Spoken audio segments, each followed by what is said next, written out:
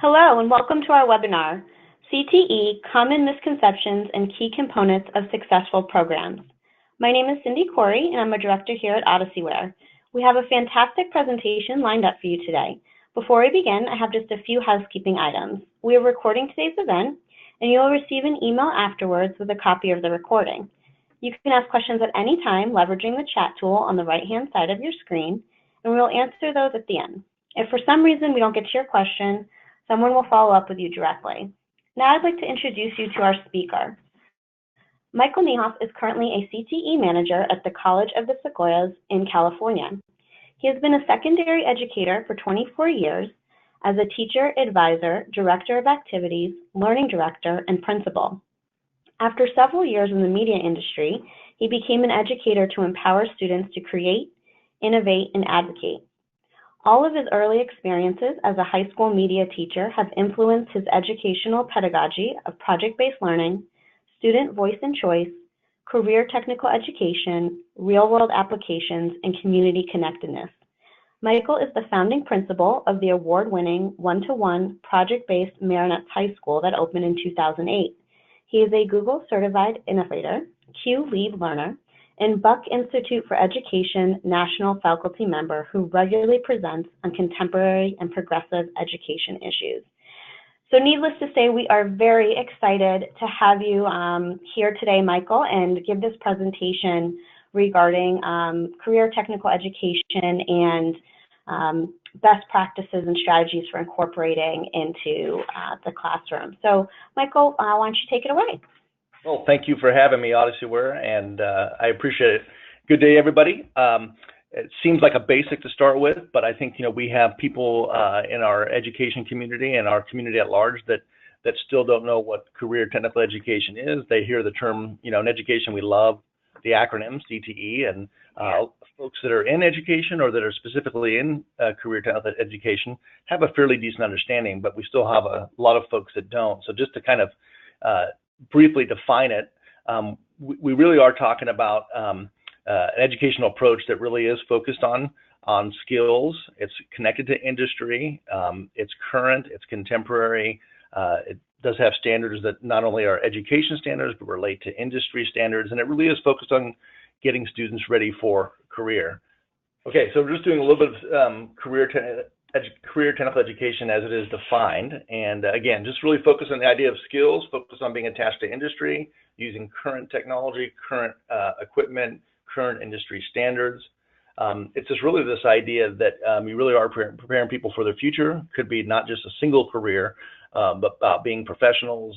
So it's all those soft skills, it's all the technical skills, it's specific training, it's focused, and it usually is going to be existing in some sort of industry sector, so it's going to be attached to specific careers. You're going to hear a lot of terms in career technical education. You're going to hear about pathways, you're going to hear about academies, CTE courses, programs, industry sectors. Really all of these things are in the mix, and it's not necessarily that everyone needs to understand all the details of all these, just the idea that we do have clearly identified industries. Each state sometimes does that a little differently, but whether it's 15 or 16, but most of them are recognizable industries that even lay people know, like agriculture or the business sector or the health sector, that type of thing. So, and then academies essentially are programs where students are really in focused CTE programs, and they have their courses might be linked together. So you hear of linked learning, where they might be a cohort of students that are going through a particular industry, a particular pathway, but they have common courses and common teachers, and those are connected. And sometimes it just may be a class or two. It may be multiple classes, multiple years. There's lots of ways this is done. Probably the thing in common, it's attached to industry and attached to those things we mentioned earlier. I think one of the things that we really have to get across, though, to especially people outside of education, parents, students, including some industry people, and then even a lot of people in education that haven't been exposed to CTE as much, is that this is not vocational ed 2.0. So what we knew as vocational ed when I went to high school and graduated in the early 80s, or certainly what our earlier generations know, That is not what CTE is. CTE is new in that regard. It has some similarities and some commonalities, but we do have to educate people that it really has changed dramatically. And so when people use the term vocational ed, we got to be really careful that they're probably referring to something that really doesn't exist anymore. Not that there's some things that still don't exist, but and one of the, as we kind of look at educating people about CTE, again, the parent group, the student group, the education community, is that I hear this a lot. I go to schools all the time and visit their programs and talk to administrators and teachers and parents and students. And one of the terms they use a lot is that we need a CTE program or a pathway or an academy or a class in a particular industry, and we need that because we need something for the other kids to do. So they're still looking at this as very much a tracked sort of experience, that we have our college-bound students or our university-bound students, and then we need something for the other kids. And I really want to challenge or question that myth and call it a misconception. Is that really, as we learn more about what career technical education is, it's for everybody. It's designed to connect people to careers and to industries and give them certain experiences and skills that really are not, they're not going to get elsewhere. They're not going to get in a traditional college prep pathway or college prep course sequence. And so we really got to start looking at this as something that all students need. They may need it in different formats. They may certainly have choice of what industries they experience and what pathways and what courses. But this is a problem, because even within CTE, a lot of people that are CTE advocates are approaching it from this standpoint. I understand it, because we have students in schools that are not engaged, are not connected, not doing well, not successful, not bought in. And we are trying to engage them and get those students connected. But we really got to expand the definition that this is not something just for a few kids or for a track or for a group that's disconnected. This is for all of us to get all students appropriately connected to their future and future economy, for sure. So it's really a shift, and that's what we're trying to get across here. So having a little fun that this isn't your daddy's vocational ed. So a lot of us, when I was in school, in middle school and high school, we had wood shop and metal shop, and oh my gosh, we had all sorts of courses, auto shop and et cetera. And those were vocational ed classes. You did work with your hands, you did create or build or make some things, you did use some tools and some resources, but it was hardly connected to industry standards. It was hardly connected to workplace skills. There were not mentors, there were not internships, there were not job shadowing or externships. It was really just a way to keep kids busy, hands-on. Not saying there wasn't some value in that and that kids didn't enjoy it, they did, but that's not what career technical education is. Career technical education is hands-on, okay, and it is engaging, but it really is trying to be connected to industry and skills and workplace standards and employment and all the soft skills and so on. So we got to, again, get that idea across. Another myth that I hear a lot, especially from parents and from students, certainly who are, their parents are modeling to, and even from educators as well, is that they think that when someone takes a CTE program or a CTE pathway, that they are really choosing sort of a pathway for life. And to me, that's kind of a misnomer. We don't really want to get that message across. The reality is, yes, when you choose a pathway or an industry or sequence of courses, yeah, you're being exposed to a particular industry. A lot of the skills translate, throughout all industries. So all the soft skills, a lot of the experiences you're going to have are going to be valuable employment or employability skills that translate to any profession, any occupation, any industry sector. But you can only get that by participating in a particular one. So my opinion is I see a lot of students that are in CTE programs that I know will eventually not pursue that particular industry. So for example, my former high school, we had a lot of students in our ag program, in our ag science and ag and FFA program. And a lot of those students did pursue ag majors or ag careers, but a lot of them didn't. But what they did have was an experience where they met industry people and they worked on some interesting projects with the community. They did deeper learning and they had deeper experiences. So it's not so much about preparing someone for a particular pathway, but they have to experience a pathway or an industry sector to get some valuable skills. So that's kind of something those things I want to kind of keep alive as themes, if you will. Kind of going back a little bit, I think this is still one of the challenges in our education system is, what is the purpose of school? What is it about? And I think we all think some essential things, but the problem lies is that once we start actually building our courses and our systems and our programs, we see that we have some different interests and some different priorities. And especially now as the world is rapidly changing. So we're really at a time now, for a lot of reasons, because of the economy and because of technology, because of other factors that are happening globally, we're really trying to reassess and kind of question maybe what is the purpose of school? What learning is actually supposed to happen? And so we still have interest in basic skills and literacy. There's no doubt that we have to get students to have basic literacy, basic numeracy. They got to be able to read, they got to be able to write, they got to be able to research. You can throw technology literacy in here, media literacy. There's just some basic things to function in our society. Those are still crucial, right, to advance in any area. So certainly our elementary classes are very focused on this, and rightly so. But then it comes, how do we get those skills? And do we just do that in the old-fashioned rote way, or do we learn these skills through experiences? And I would argue that it's through experiences. You hear a lot of people talking about that one of the purposes of our education system is, kind of to engage students and people in our society, and sort of a, civic literacy or civic responsibility. And no doubt that's important, right? We need our system depends on it. So a lot of the things we do at school, so we do character education, or even some of our courses, or with clubs and co-curricular activities and so on. But no doubt that if you still get to the heart of it, most people would say that our purpose of school is to get people ready for a career. I think deep down we think that, and we know that, and we want that, but I'm wondering if we really are making that the priority. And I'm going to kind of say traditionally we've really gotten away from it, and we've kind of created some systems that really distract from getting kids ready for a career. And what CTE is doing is certainly bringing that back to the forefront, back to the focus, and a lot of other folks, especially people in industry and professionals that are really demanding this. People who study the economy are demanding this. A lot of educators certainly, and even parents and students are saying, they want students to come out of school with some explicit skills and really have a path of what training they need, what education they need to get into a career. So it's starting to take on more of a priority, and I would say rightly so. And I would argue that what's more important?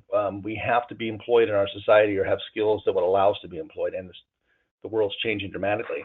And we really got to acknowledge that we created our schools as schooling really became on the last couple 150 years or so.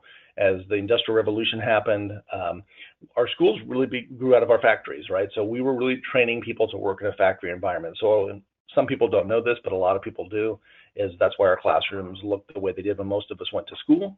And a lot of our classrooms, unfortunately, still look this way. And yet work doesn't necessarily look this way much more. And certainly going forward in the 21st century global digital economy, it doesn't look this way. And so our classrooms have to be a reflection about where work is going, not what work was. And really in that factory model, work and school was really about compliance. So we really were teaching and training people in school and teaching and training people at work to do isolated, singular functions where their number one thing was to be compliant, was to be able to follow the rules, follow the procedures, follow the processes, and do a specific job. And so that's why school became the way it did. The challenge now is that's not really what the world is asking for in our future employees and future workers. It's very, very different. And we're going to talk about that. So idea of moving away from this factory compliance-based model to something different where people have to be engaged at a different level. But in that process, we created a whole culture of school that really got away from careers to some degree. So I learned this recently, that much of our high school model was created to essentially delay people from entering the workforce, because they were so, as the Depression and post-Depression, we were really worried about high school age people taking jobs from older young adults and adults.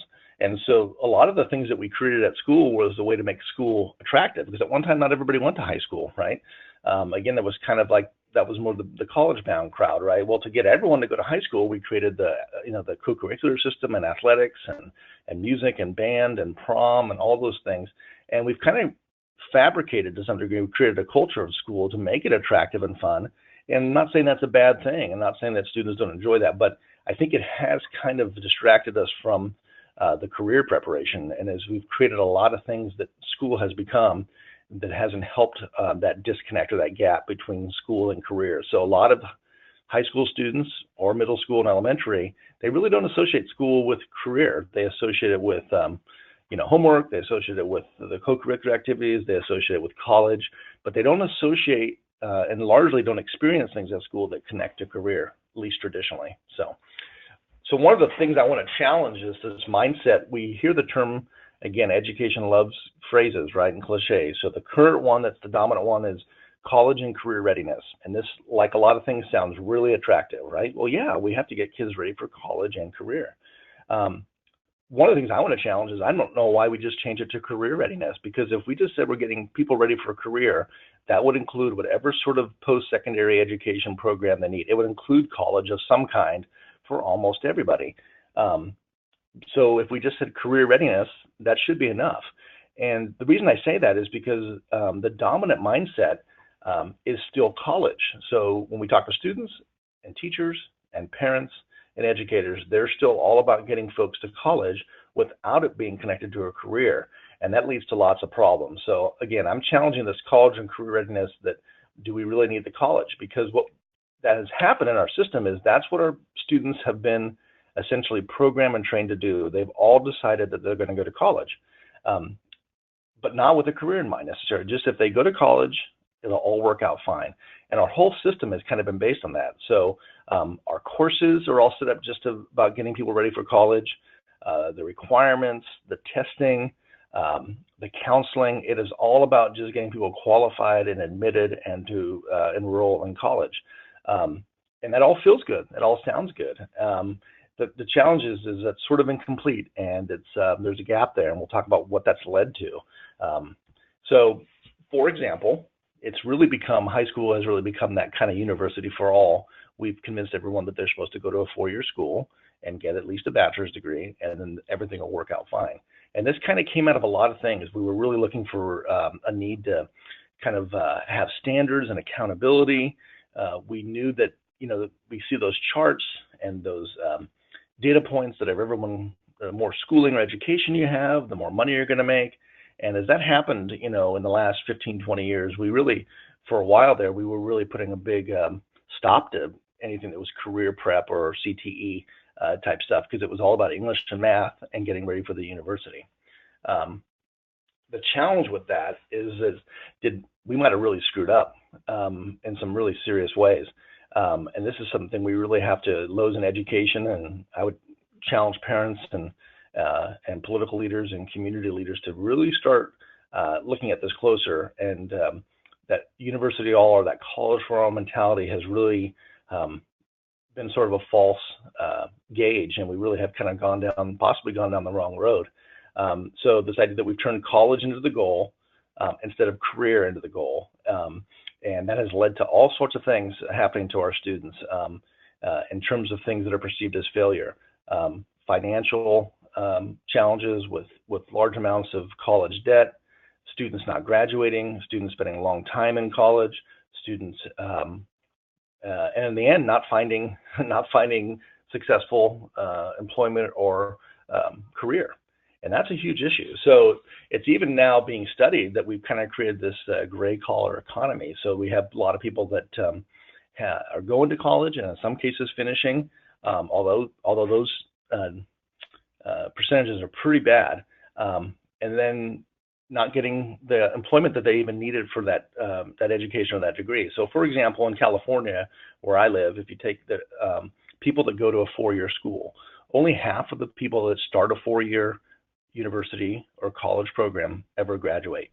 And after that group that graduates, only half find jobs or employment that relate to that degree. So that's a pretty poor percentage.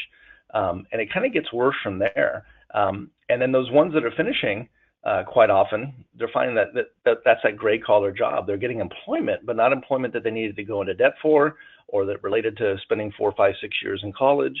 And so lots of repercussions there, lots of disappointment, lots of frustration, lots of continuing pursuing education, trying to find that right path. I think when I was in college, it was different. One is if you got a bachelor's degree, you were pretty much guaranteed a job 30 years ago. That's not the case anymore. Just having a bachelor's degree doesn't mean a whole lot. It's really about what is that degree in, what experience do you have, what skills do you have, and what industry is that connected to, what job do you plan on pursuing. It's not just going to happen automatically. And so I think we really have to start evaluating this whole system that we created.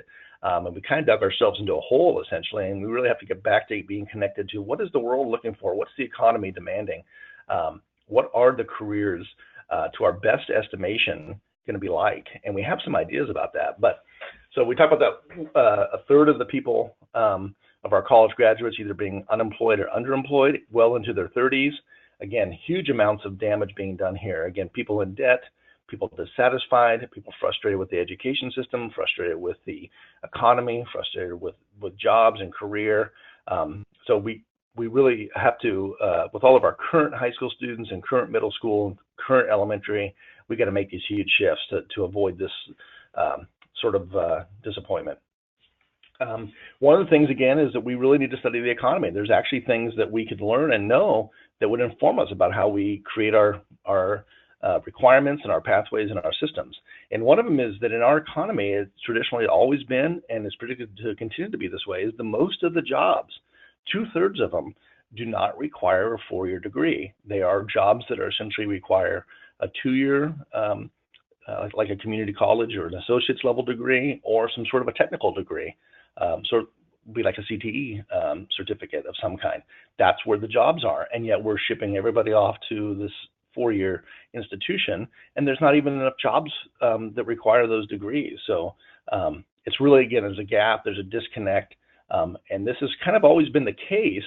The challenge now has come as we've shipped or pushed or convinced more people to go to the 4-year school when there isn't a job attached to that. So that being said, the community college and the associate's degrees and the technical programs and CTE certificates, that's where the jobs are. And we got to be honest with parents and students and society that that's kind of what we should be basing our system on. It's pretty simple.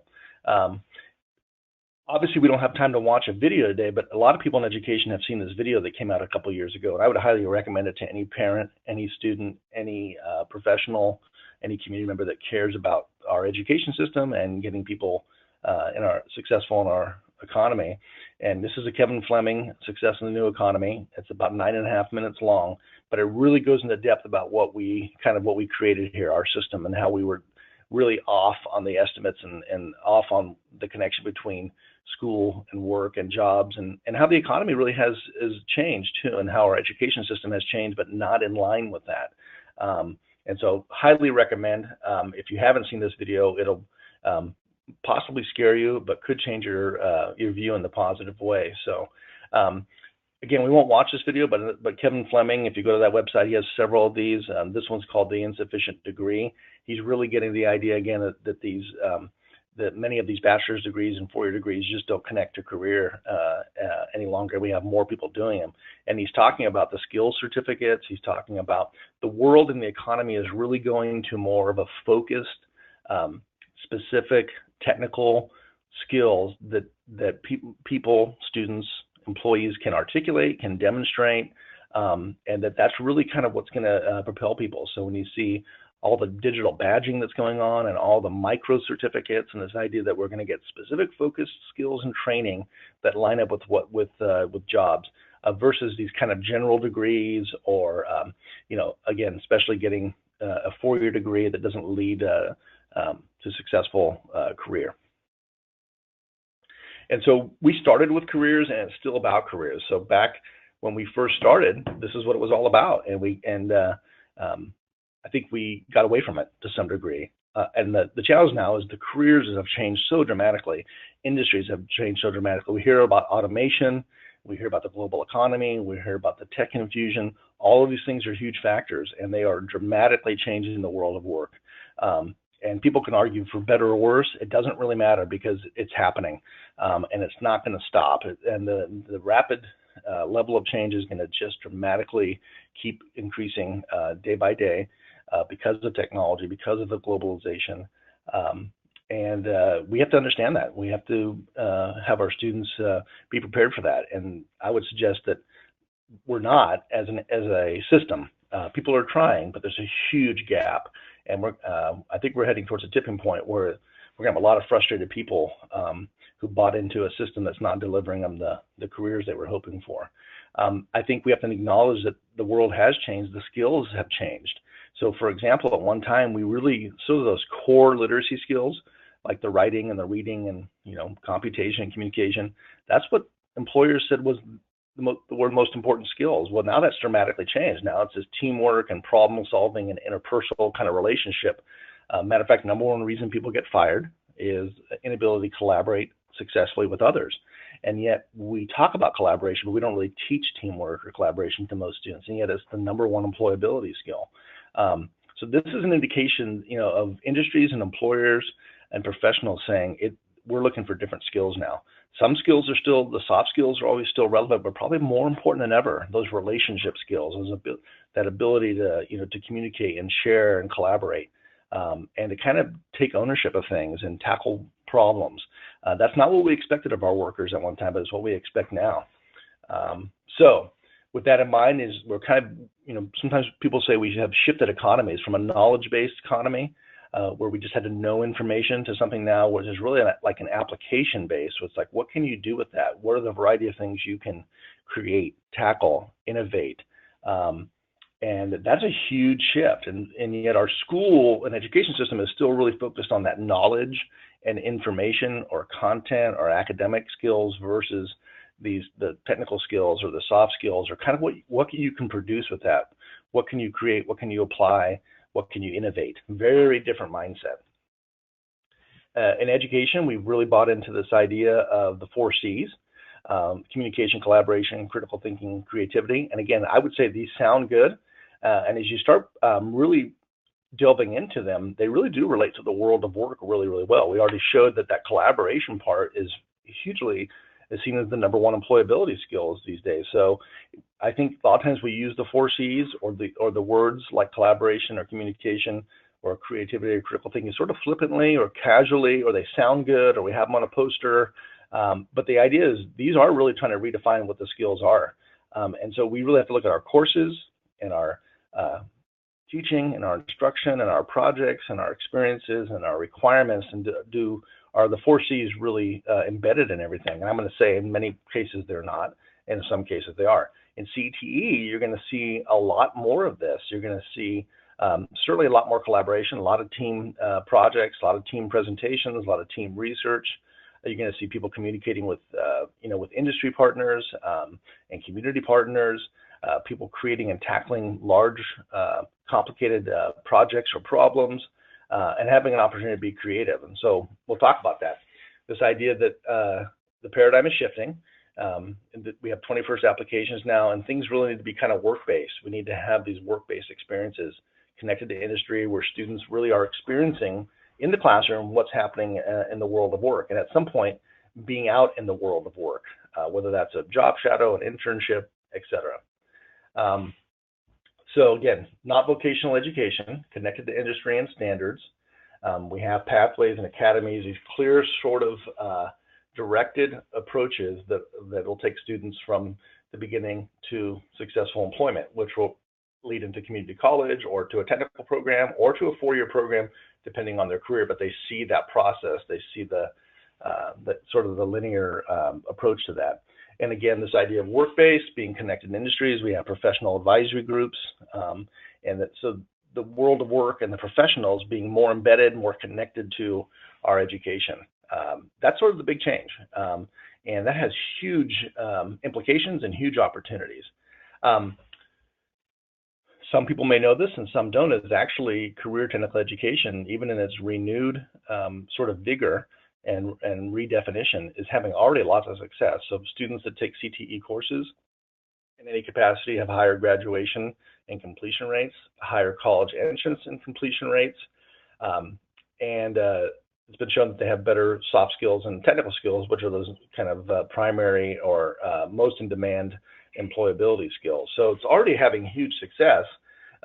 My challenge is how do we get all students to have these experiences? especially if it works so well, and have some thoughts about that. And then looking forward is that, many of the jobs in our economy, whether it's the healthcare field or in other fields, really are about these things we've been talking about. They really are directly connected to that. And matter of fact, in some cases, people with an associate's degree or these certificates will actually earn more money than people with some bachelor's degrees or some liberal arts associate's degrees. So if we want to bring in these kind of financial figures, really we got to look closely at them, right? Those old charts about just the more education you have, the more money you make is really a kind of a false equivalent, not telling the whole story. Yes, it's about being engaged. So it's not for the other kids, but it is trying to get students more engaged in their education. And that's something we should all be working on. And there's lots of ways to do that, but CTE definitely provides that. Because it is the idea that it is applied. They are working with people. They are working within an industry. They're producing things that are real and that are authentic and that have application.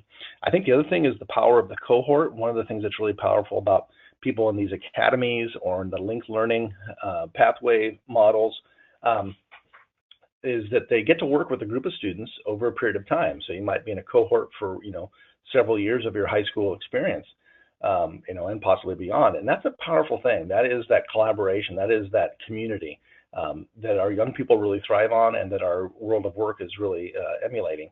And so anytime we can create that cohort model, we're going to have, it's also the teachers working together. That's what's so powerful about the linked learning thing. You have the teachers collaborating for a group of students. They're all advocating for them. They're working, and doing cross-disciplinary work.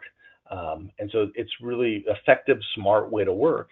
So I think that's why a lot of students and educators see the power of CTE through that cohort. The other thing is just that tangible experience, being able to articulate your skills, having that portfolio, having that resume, and being able to demonstrate it. The other thing is the mentoring. I think all of our students need a lot more mentors in their lives, and the mentors need to be people outside of school.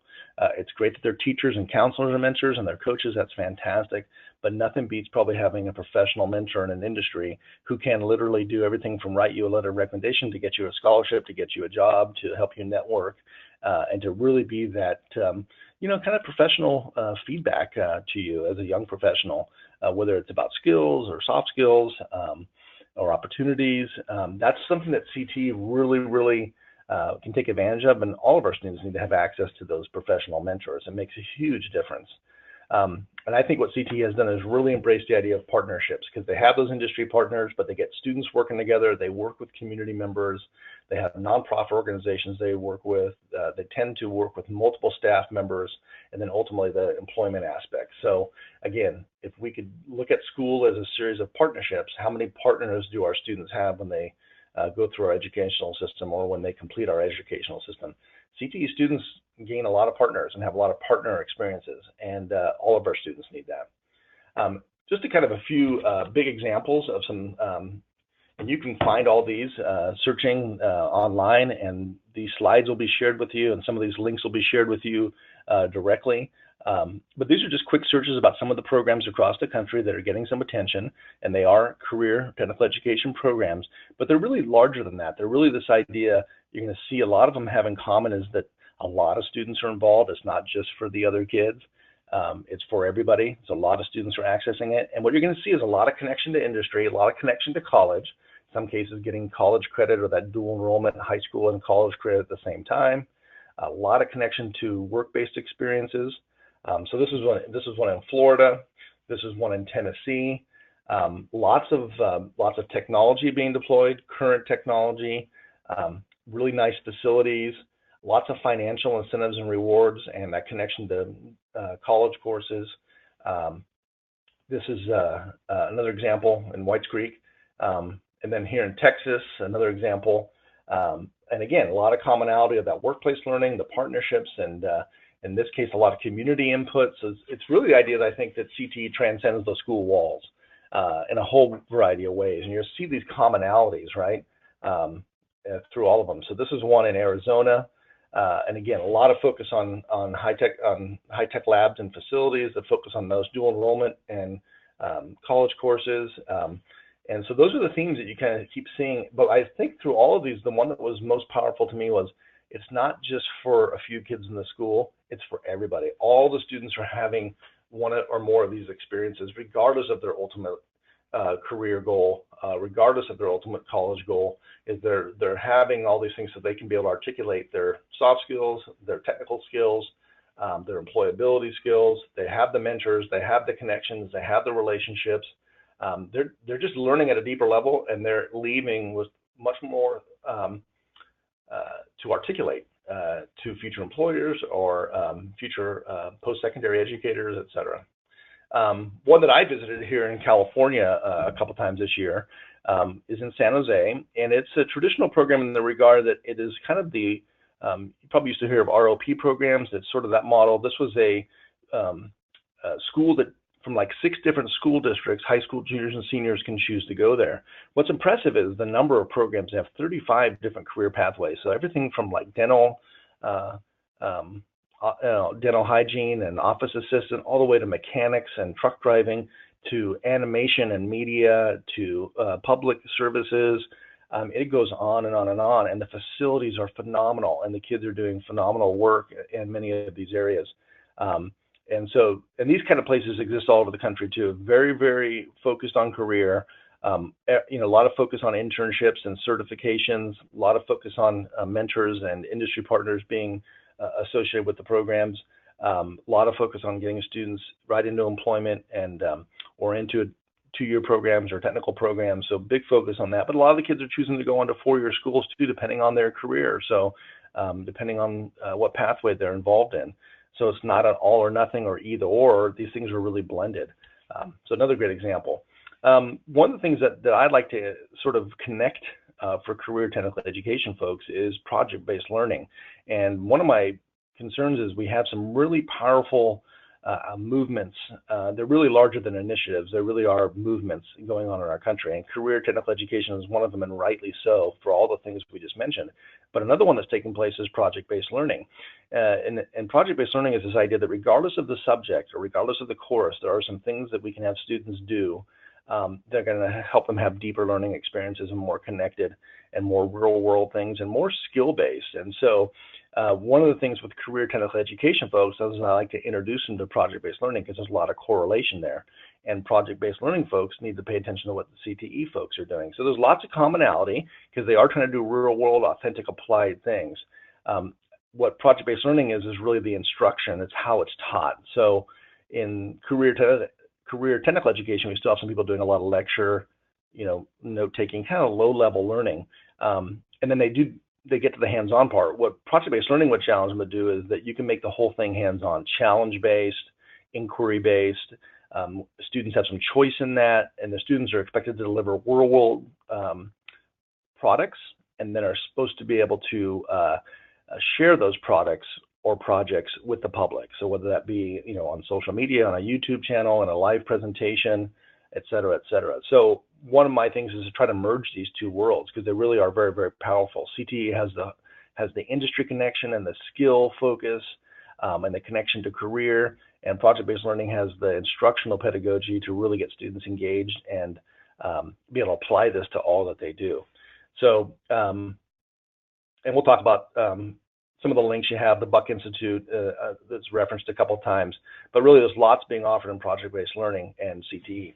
So in the project-based learning model, here are some schools that are doing that really well. And the reality is they're not calling themselves necessarily CTE programs or CTE schools, but they are all the kids in these schools are connecting to the community, doing internships and work-based experiences, tackling real-world problems, using state-of-the-art technology, and in many cases are in pathways as well. So if you get a chance, again, this is going to be a little more California-centric where I'm from, but New Tech High Napa is part of the New Tech Network, which does have high schools all over the country.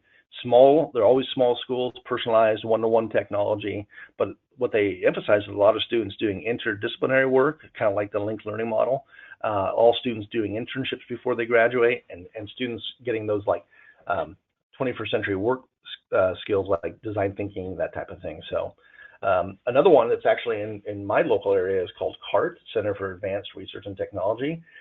Very much a hybrid program has a CTE influence and then a project-based learning influence. So they have these very high-tech labs, 16 of them that focus on things like biotech and forensic science and robotics and game design. Half-day program like the school in San Jose for juniors and seniors, but not as traditional CTE, a little bit more of like those hybrid labs and a different experience. But the bottom line is students really engaged, students really excited to be there. Students do, kind of taking on and doing some amazing things afterwards and doing that public work and public projects and being connected to industry and communities. All the labs have industry partners, and all the students are expected to showcase and share their work and so on. Another one that's become really famous in the project-based learning world, but really in education in general, is High Tech High in San Diego, which has several schools, several campuses. Project-based, one-to-one technology, but again, all students have internships. All students present their work publicly.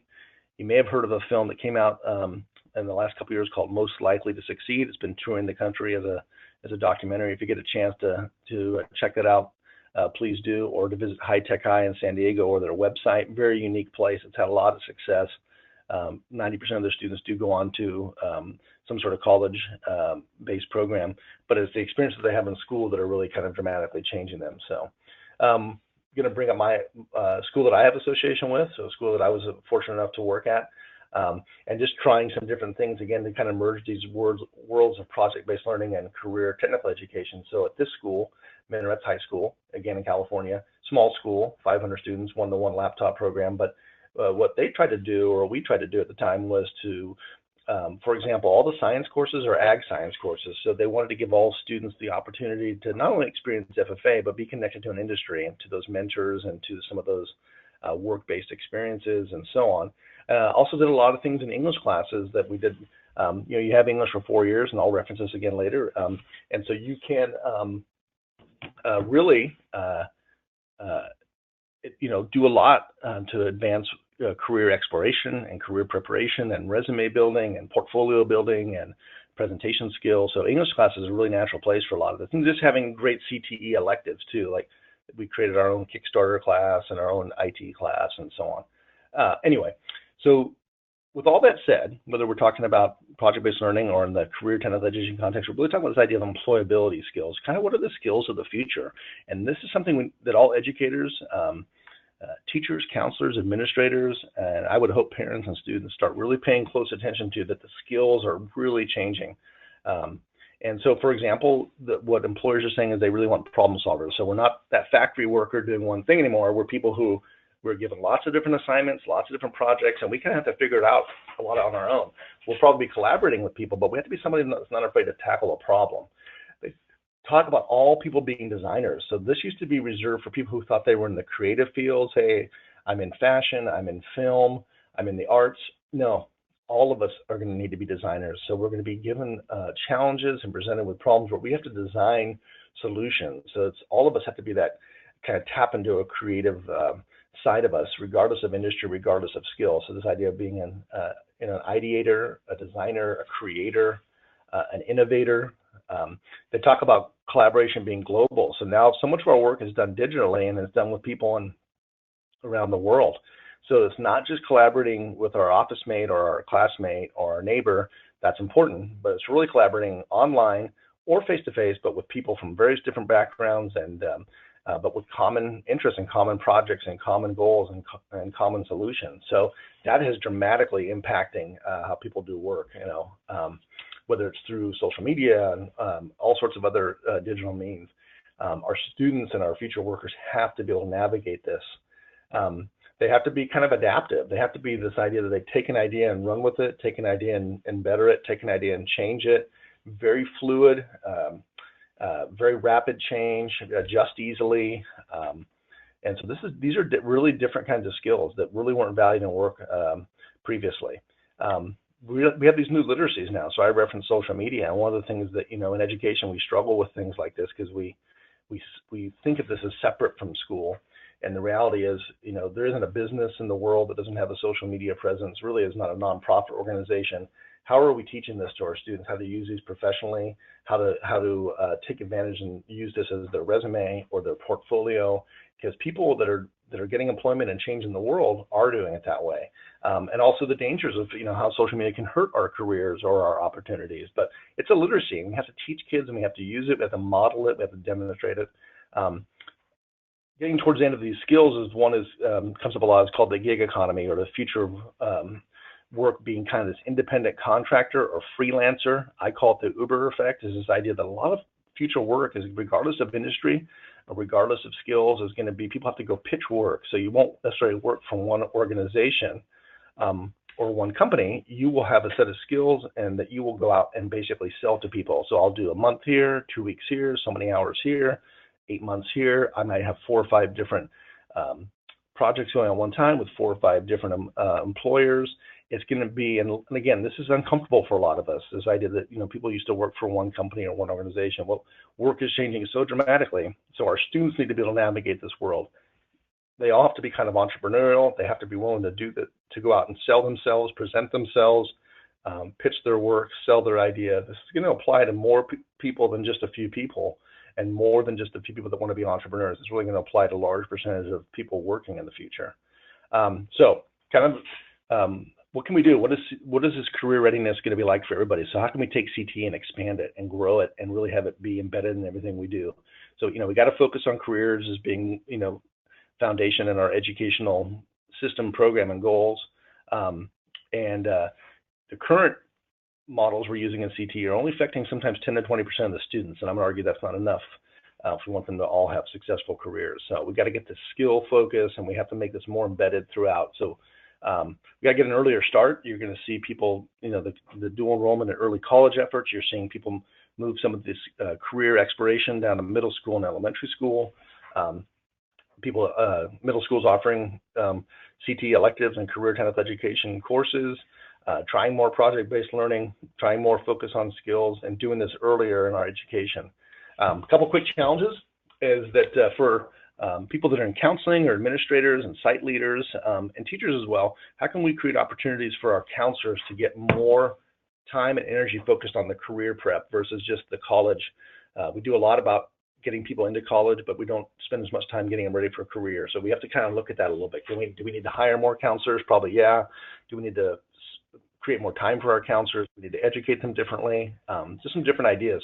Can our counselors learn more about the global economy and the labor market and the connection there? Kind of help them learn it all together and make some shifts. Can our administrators learn more about this and our teachers? I don't want to put it all on counselors, but counselors are such a huge link here because they are the ultimate kind of advocate and ultimate voice for the student, and ultimately connecting students to their next step. So how can we get all of us more focused on those internships and the job shadowing, the work-based experiences? We do career events, and that's great, but unfortunately, in some cases, that's all we do is an annual career fair, and that's not career training, right? That's career exploration, and not saying don't do career fairs, but we can't stop there. How do we go further? So I'm going to suggest some of our requirements sometimes are getting in our way. We've built these requirements in our systems around this college for all sort of mentality, which we never achieve anyway in terms of kids meeting the requirements, but meanwhile, we're not preparing either group really for career often. So how can we do that? How can we get more projects going? How can we get more career exploration going? In lots of ways, but we have to start asking these questions. I suggest maybe our core subjects. I mentioned English. Should we have a required course in 9th grade or every grade that allows students to have these career and workplace experiences, explore careers, meet with mentors, do internships, externships? I don't know if you could have a better course than that, or could English be embrace that a lot more? Or maybe even math and science that could connect to career more. We usually go through all these core classes with no connection to what the professionals do in those fields. So I've written about this before. I think English is a great place to start. We should be researching and writing and presenting about careers all the time.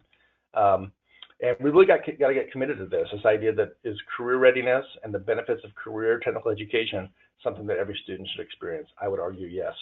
And I think you're going to see this really start taking off and a tipping point because of the disconnect to the economy. We can't continue to graduate people who can't find jobs, or not graduate people who can't find jobs, or graduate people who are disappointed in the level of career they have, or have people go into so much debt because they continue to not know which direction to go. We just have a lot of work to do here. One of the things is, should we flip the college paradigm? This is Kevin Fleming again. He's asking a really essential question that traditionally kids have chosen. They usually choose their college. then they choose the major, then they choose career. He's going to suggest that we really start focusing on career, then career will guide our major, and that'll guide our college. I know for a fact, large percentage of high school students just choose their college based on, parents, location, friends, and they're not having any idea about what the career is heading. And we've really got to get them focused on that because they may be choosing the wrong college or the wrong major or the wrong program, et cetera. So look for that one. That's out there too online. One of the challenges is that we kind of have a split world. So if you look at the left side there, this is kind of all the CTE stuff. We have great organizations, great national movements, great partnerships, all this great stuff going on. And then we have this other side going on, and in this case is kind of the educational tech community. They even have two different future readies. And my suggestion is that we have to, all this stuff has to be blended. The best of career education, the best of education technology, and the best of project-based learning. We got to start bringing all these folks together because they're really all after the same thing, getting people more successful, more connected, all about the future, economy. But we're kind of still working separately, and that to me is a challenge. So really recommend that film I referenced earlier, Most Likely to Succeed. It takes place they go to High Tech High in San Diego, but it's really asking the larger question, well, what is the purpose of school? What do we want our students to be doing as they prepare for a totally different economy and a totally different world? So I want to thank you guys, and I hope it's been informative.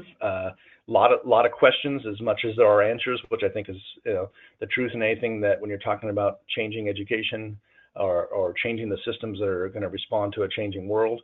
And so hopefully all of us here will be willing to jump into this journey and do this work and really look at the future of work and the economy and the skills that are needed, and that all of our students really deserve that.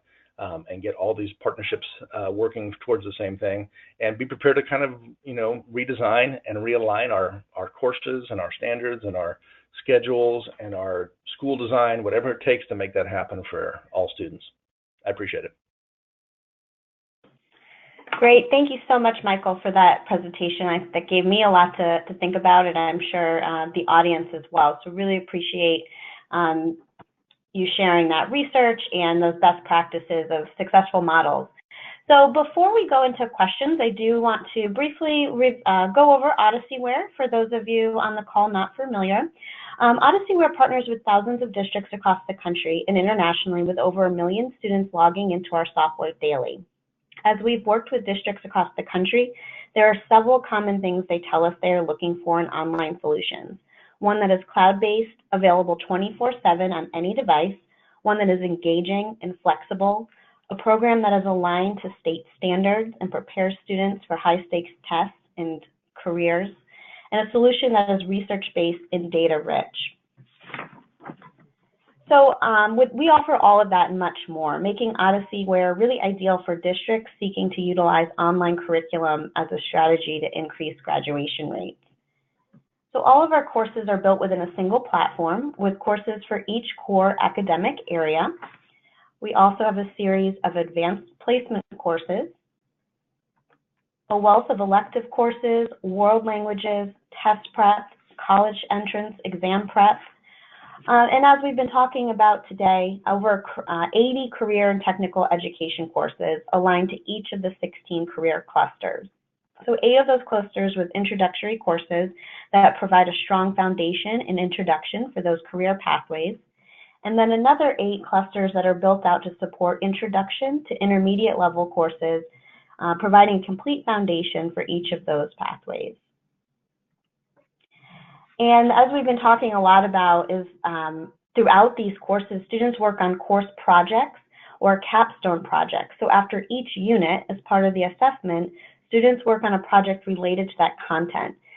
They build on one another, accumulating in this final course project or capstone, really allowing students to take an even deeper dive into the pathway they are studying and extending their knowledge and understanding.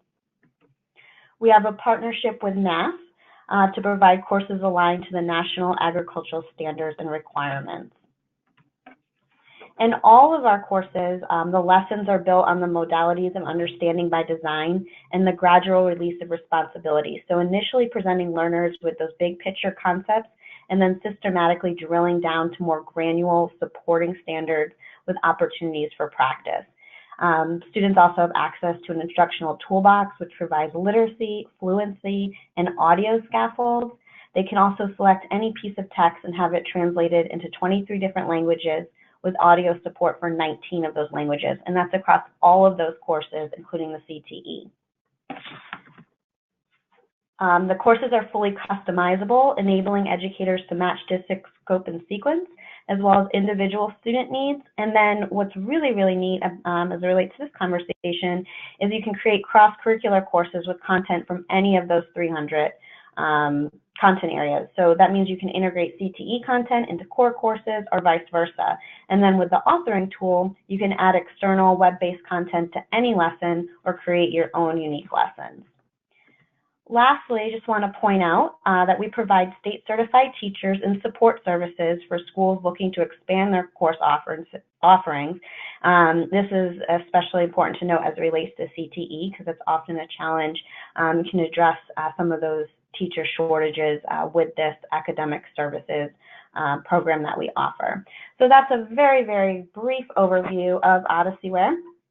So we'll go into some questions here as we've got a few more minutes to wrap up. So with all of the things that you've discussed and all of the strategies and kind of tips and success components, Michael, what would you say, what would be your number one thing that you would say, what can educators do today? I'd like to think is that the more all of us commit to studying the economy and the future of work, the more I think we'll want to connect school to that and our students to that. So we kind of all need to be, not necessarily become experts, but certainly become literate as much as possible.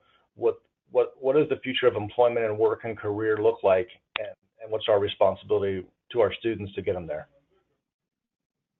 And I'm not sure we're all doing that enough at this point. Yeah. And here's another one. What do you think is might be the tipping point for career readiness, CTE, to be more of a primary focus of secondary or even primary education? I think it's going to be when students and parents start demanding it more as they realize that what we've been doing is not working for most kids and most graduates in our economy. Industry has been demanding this for a long time, and then now you're seeing, between technology and globalization, a lot of pressure to make these shifts. But I think it's going to be when ultimately students and parents say, I'm not being prepared for, or my son or daughter's not being prepared for their future. I want something different and more about this. So that's one thought. I mean, I'm hoping there's going to be a huge tipping point here.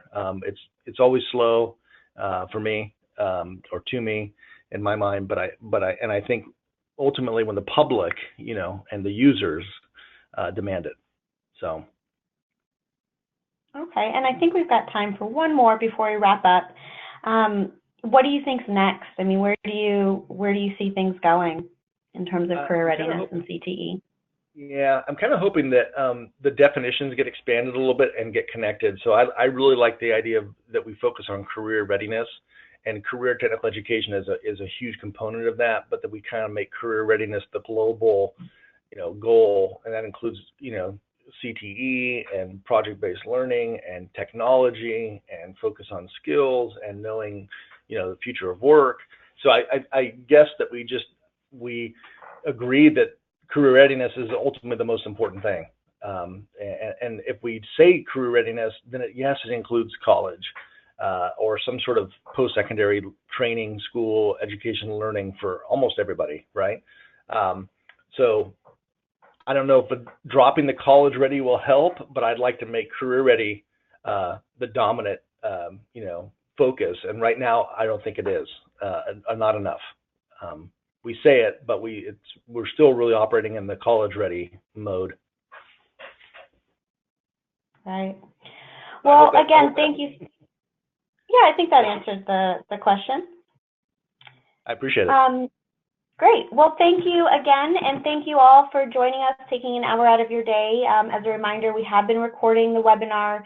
You will receive a copy within 24 hours, as well as some links to some of the things that Michael discussed. If you have any additional questions, the contact information is there on your screen. And with that, everyone, have a great rest of your day. Thank you. Bye-bye.